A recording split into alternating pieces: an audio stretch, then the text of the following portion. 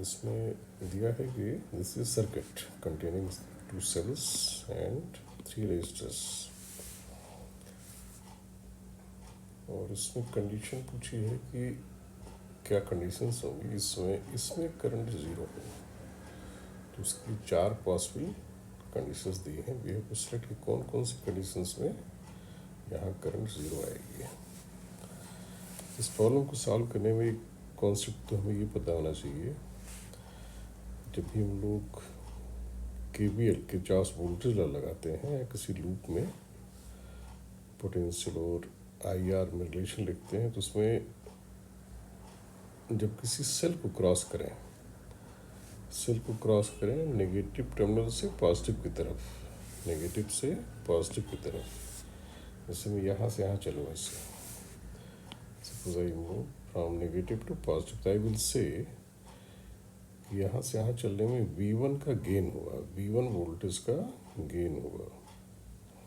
इसको मैंने यहाँ दिखाया है कि सपोज ये एक सेल है, ये इसका नेगेटिव टर्मिनल है, पॉजिटिव। तो अगर नेगेटिव टर्मिनल का पोटेंशियल V है तो पॉजिटिव का कहा जाएगा V प्लस E, ये मानते हुए कि इसमें कोई रेजिस्टेंस नहीं है। तो वी विल से यहाँ से यहाँ जाने में पोटेंशियल E अमाउंट से गेन हुआ, तो राइट। और दूसरा पॉइंट पता होना चाहिए, when we cross a resistor, when we walk through a resistor along with current, यानी करंट के डायरेक्शन में चलते हुए रजिस्टर को जो हम क्रॉस करते हैं, तो we get point of lower potential. जो हमें पॉइंट मिलता है उसका पोटेंशियल घटा हुआ होता है कितना, IR अमाउंट से। इसकी मीनिंग क्या है कि यहाँ अगर पोटेंशियल इस एंड पर V है और करंट ऐसे राइट में थी, तो इस एंड का पोटेंशियल V से घट के V माइनस IR हो जाएगा। वी विल से, इसको कहेंगे क्या, विल से यहाँ से आ जाने पोटेंशियल का ड्रॉप हुआ बाई अमाउंट IR। और जब KVL लगाते हैं तो KVL हम लोग क्या करते हैं, एक पॉइंट से चल के पूरी लूप को कवर करते हैं और फिर वहीं आते हैं। और ऐसा करते समय या तो गेन को प्लस मान लेते हैं या तो ड्रॉप को। तो नॉर्मली गेन को प्लस लिया जाए तो ड्रॉप को माइनस, और वाइस वर्सा कोई एक कन्वेंशन बना के उसी पे स्टिक करना चाहिए। जो ही कन्वीनियंट हो, आंसर दोनों से एक ही आता है। जैसे हम लोग लिखें 1 माइनस 1 इज 0 और -1 प्लस 1 इज 0। तो अगर इसमें पोटेंशियल, इसमें करंट ज़ीरो है इस रजिस्टर में, तो व्हाट वी कैन फील या अज्यूम कि यहाँ से यहाँ जो करंट ऐसे जाएगी वही इधर होगी, वही इधर आ जाएगी, वही इधर, तो पूरा आउटर पार्ट एक सिंगल लूप जैसा हो जाएगा। यानी ये सर्किट, ये resistor as a redundant, as a है ही नहीं है ये। तो उस केस में अगर हम लोग KVL लगाएं, suppose we start from here, कहीं जगह से स्टार्ट करें और करंट ऐसे मान लें आई, तो यहाँ से यहाँ चलने में V1 का गेन हुआ तो V1 लिख दिया, गेन को हम प्लस ले रहे हैं। आगे चलेंगे से करंट मान लो आई है तो IR1 ड्रॉप के आगे माइनस लगा देंगे। फिर ऐसे आएंगे, फिर गेन हुआ क्योंकि we are moving from negative to positive terminal, तो प्लस V2 लिख देंगे।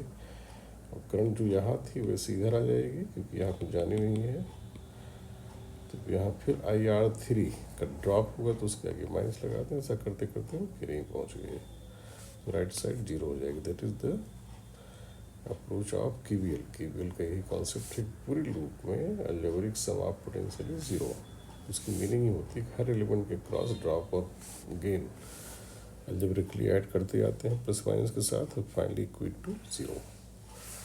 तो यहाँ से ये इक्वेशन आ जाएगी।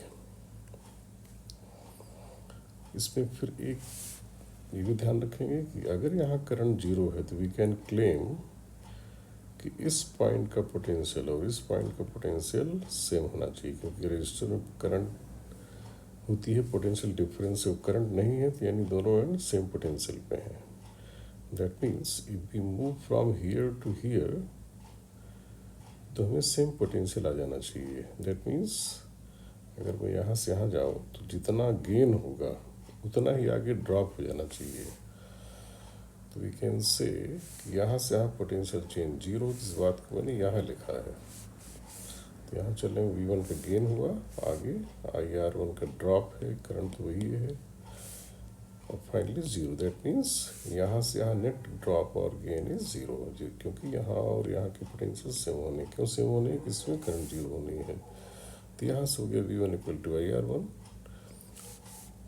सो V1 इज IR1। और ये चीज़ हम यही यहाँ से कह सकते थे, तो इसे V2 आ जाएगा IR3।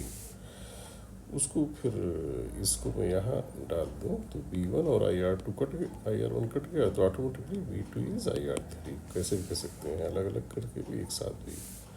तो finally we have these two equation, V1 equal to IR1 and V2 equal to IR3।